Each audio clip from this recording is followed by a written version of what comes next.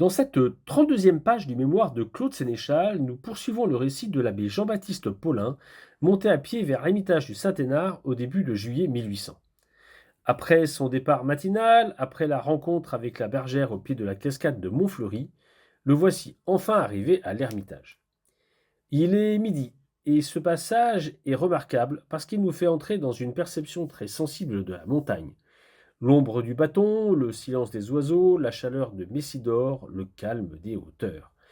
Mais aussi la trace des hommes, avec des branches et des épines placées pour empêcher les coupes abusives de jeunes arbres. Il était midi quand je fus arrivé à l'ermitage. Je ne pouvais en douter, quoique je n'eusse pas sur moi ma montre. L'ombre de mon bâton qui tombait perpendiculairement, celle des rochers, me l'indiquait assez. Les oiseaux ne chantaient plus en ce moment. Le silence, un certain calme que l'on éprouve, surtout lorsqu'on est perché sur les sommets des montagnes, me disait aussi l'heure qu'il était alors. Point de difficulté.